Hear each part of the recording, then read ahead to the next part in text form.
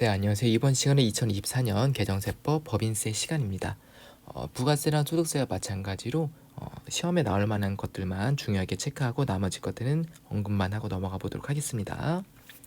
자, 일단은 2월 결승분 공제한도 적용 제외 대상이 추가가 되었습니다. 요거 별표 2개 쳐볼게요. 그래서 원래는 100% 되는 것들이 중소기업 회생 인가 결정된 법인들 그리고 유동화 전문 회사였는데 여기에 추가적으로 비영리 내국법인을 추가했는데요. 조건이 뭐냐면은 수익사업 소득을요 전액 고유 목적 사업 준비금으로 송금 산입을 해야 됩니다. 그래서 비영리 법인 중에서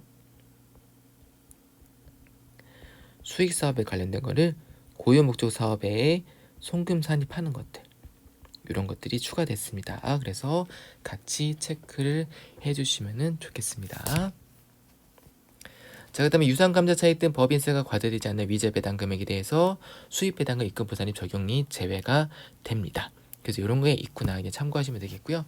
수입 배당금 입금 부산입 개념을 잘 모르시는 분들은요, 다시 한번 체크해 보시라고 제가 넣어봤습니다. 그래서 이런 것들이 신설이 되었다 그냥 참고만 하셔도 됩니다. 문제 풀거나 이럴 때는 크게 영향은 없을 겁니다.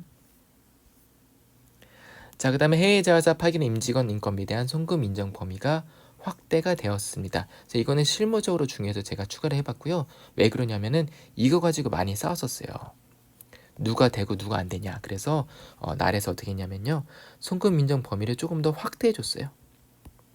확대해줘서 기업 경쟁력을 제고시켜줬습니다. 그래서 해외 현지 법인 파견 임직원의 근로소득세를요, 내국 법인이 원청 징수해서 납부하면, 그러니까 세금을 국내에 내면 송금으로 인정해줄게, 이런 개념으로 봐주시면 되겠습니다. 그래서 소득세법상 거주자에 해당이 돼야 됩니다.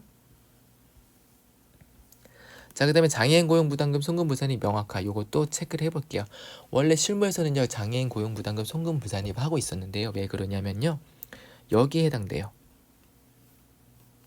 자, 요거 법령상 의무 불이행으로 인한 어떠한 제재 성격의 범칙금이었거든요. 그런데 하도 이거 가지고 싸우니까 장애인 고용 부담금을 요거 판례가 있을 거예요. 그래서 판례로 인해서 우리가 법조문에 추가를 해줬다라고 이해를 해주시면 되겠습니다. 그래서 장애인 고용 부담금은요, 원래는 장애인을 일정 부분 일정 비율 이상 고용을 해야 되는데 고용을 하지 않으면은 장애인 고용 부담금이란 거를 납부를 해야 됩니다. 그래서 어떠한 법령에 대한 제재 성격이 강하기 때문에 이것도 송금 부산입을 해주지 않겠다라고 추가적으로 이번에 들어온 내용이 되겠습니다. 체크해 주세요. 별표 2개 쳐볼게요. 자, 그 다음에 업무용 소형차 송금 산입 전용 번호판 부착 요건이 추가가 되었습니다. 그래서 고가의 차량 8천만 원 이상인 차량들은요, 법인 업무용 전용 번호판을 부착을 해야 됩니다. 그래서 초록색이었나요, 그렇죠? 그래서 이 초록색인 것들을 별도로 부착을 해주셔야 되겠습니다. 자, 그 다음에 조특법에 있는 법인세 내용도 간단하게 보겠습니다. 자, 그래서 첫 번째로 보시면요, R&D 세액공제 대상 인건비 범위를 합리화시켰습니다. 그래서 4대 보험을 명시했습니다. 참고만 해주시면 될 것 같고요. 자, 그 다음에 해외 건설 자회사 대여금 대상 충당금 송금산입 특례가 생겼는데요. 뭐냐면은 해외 건설 자회사한테 대여금을 주는 경우가 있는데 이 대여금을 회수할 수가 없는 경우들이 실무적으로 많아요.